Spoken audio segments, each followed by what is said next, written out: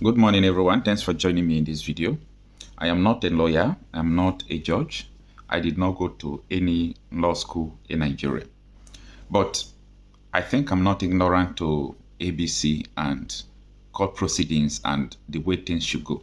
So in my own humble opinion, I really want to analyze a particular event that happened yesterday in court. All right. As you know, today is 22nd of May 2025. And the federal government of Nigeria, it is clear that they don't want to leave Nnamdi Kanu. If not, they could have withdrawn the case. So no need to try Nnamdi Kanu if they want to free him. So that is apart. There are two occasions that scares the federal government of Nigeria. Just two occasions. And that led to the appeal court of Nigeria discharging Nnamdi Kanu, acquitting him of all charges. What could that be? Number one is that Nnamdi Kanu did not jump bail. According to the Supreme Court judgment, according to the appeal court judgment, he fled for his life because the military invaded his house and they killed so many people.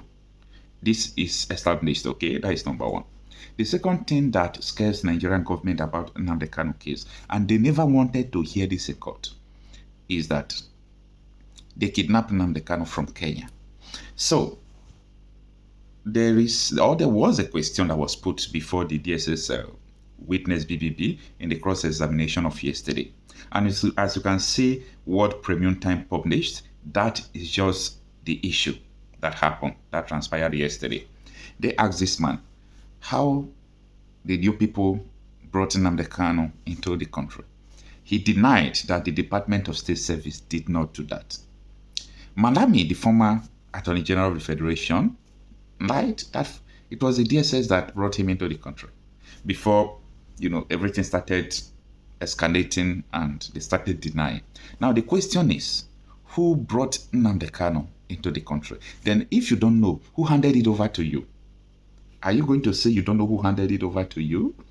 Then, if someone handed it over to you, who is that person? So who kidnapped this man to bringing him into the country? Because it's either you believe it or not, Supreme Court has ruled about how he escaped for his life, that he did not jump bail. Then, how were you able to kidnap and brought this man into the country? Now, DSS denied that they did not arrest Nnamdi Kanu. They did not kidnap him. It has nothing to do with external or foreign affairs, something that it was internal issues in Nigeria that they react to. Now, there is what they call persona non grata.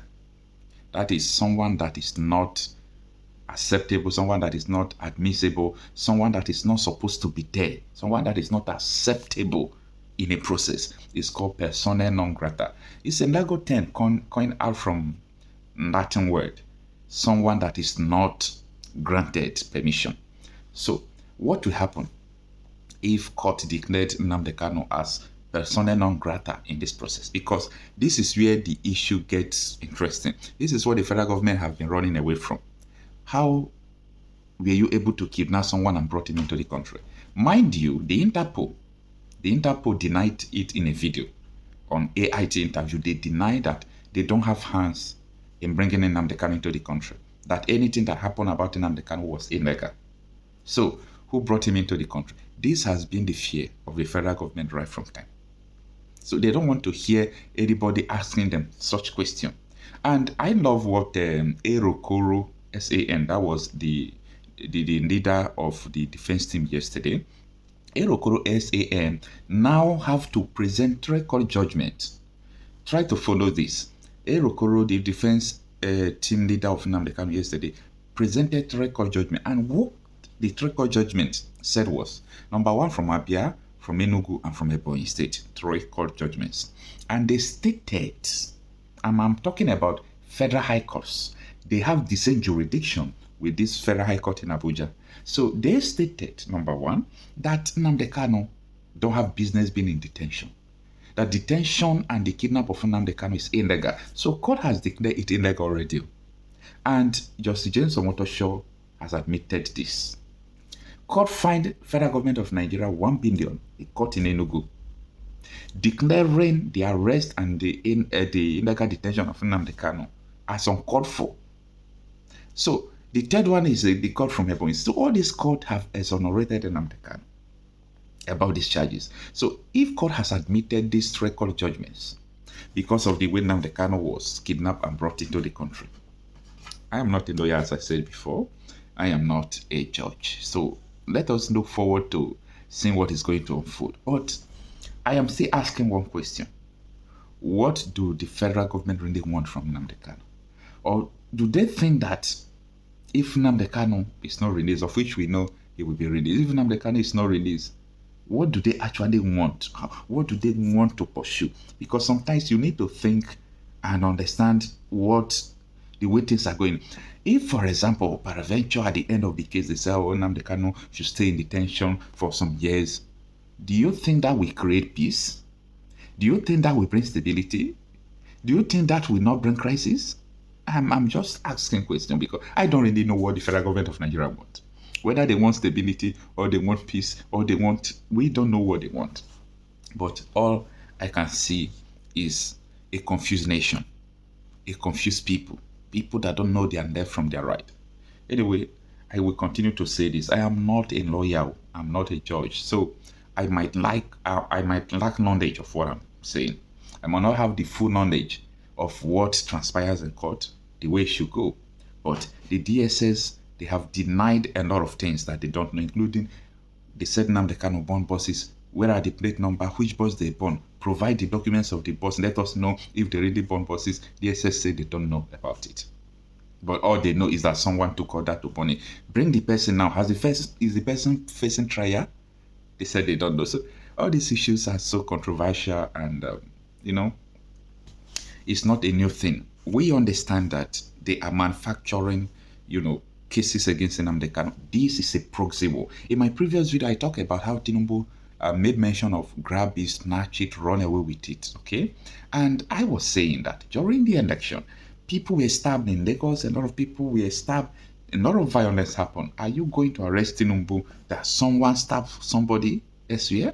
Absolutely no, because you can't establish that in court, that Tinubu influenced the person. You have to bring the person to court to testify that, yes, it was Tinubu that sent me to do this. You can't establish that, and that is why nobody have filed the court, process against Tinubu for sending people to go and snatch this. How can you establish it? Did you arrest anybody and the person said it was Tinubu that sent them to go and snatch it?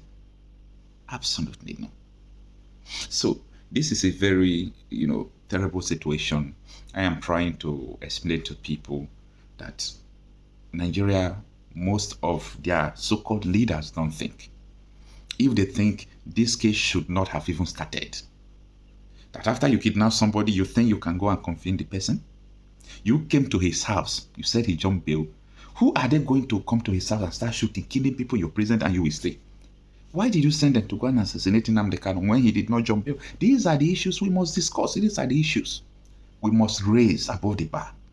That people won't tolerate anything apart from freedom for Nnamdi Kanu at the end. People won't tolerate it because there have been injustice. The DSS said that it's only 15 days someone ought to be detained before they could charge him to court. And the defense team that time, Kanu Agabi, was asking him, are you aware that this man has been in illegal detention for 4 years? So, and I discovered that DSS is under the office of National Security Advisor Nuhu Ribadu. So directly, it is Nuhu Ribadu that has the brain of anything about the Nnamdi Kanu case under Tinubu's regime. Nuhu Ribadu is the one that will tell Tinubu to continue the case. Tinubu don't continue the case. So Nuhu Ribadu is the one trying Nnamdi Kanu directly. Nuhu Ribadu is the one trying Nnamdi Kanu directly. It's not even the Attorney General of the Federation, Lateef Fagbemi. Yes, he is in charge. That sends lawyer, that fight case for government, but he can't do alone without the office of the National Security Advisor, which the DSS is under. If you don't know this, know now. So it is Nuhu Ribadu that is trying Nnamdi Kanu today. I know that nobody will tell you this. If Nuhu Ribadu don't want this case to go on, tomorrow you will see they will release Nnamdi Kanu. So it is Nuhu Ribadu that is trying him. But what we are waiting to see is how everything is going to go. Because we know the truth, we know what transpired, we know what is going on, We know those who are killing people in this country. We know those who are sponsoring them. Let me repeat that. We know those who are sponsoring them.